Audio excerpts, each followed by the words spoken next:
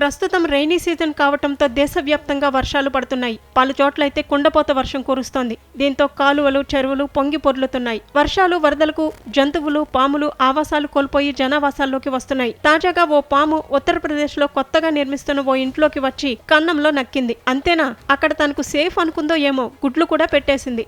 దీంతో స్థానికులు snake catcher కు సమాచారం ఇచ్చారు. అతను పామును, దాని గుడ్లను రక్షించిన ఓ వీడియోను సోషల్ మీడియాలో పోస్టు చేయగా అది వైరల్ గా మారింది. ఈ వీడియోను 30 లక్షల మందికి పైగా వీక్షించారు.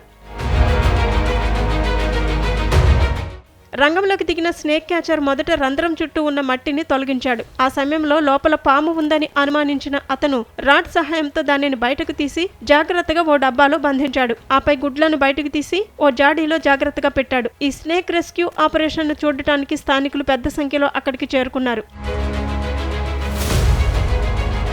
ఈ వీడియోను తన ఇన్స్టాగ్రామ్ ఖాతాలో షేర్ చేస్తూ, ఇన్ని గుడ్లు పెట్టిన తర్వాత నాగుపాము ఎక్కడ దాక్కుంది, దాన్ని ఎలా రక్షించారు అనే క్యాప్షన్ తో పోస్ట్ చేశారు. వీడియోపై యూజర్లు ప్రశంసల వర్షం కురిపిస్తున్నారు. నీ ధైర్యానికి సెల్యూట్, నువ్వు నిజంగా ధైర్యవంతుడివి, మహదేవ్ నిన్ను కాపాడుగాక అంటూ కామెంట్లు చేశారు. మరికొందరు హ్యాండ్ గ్లౌజులు ధరిస్తే నీకు రిస్క్ ఉండదు అని సలహా ఇచ్చారు.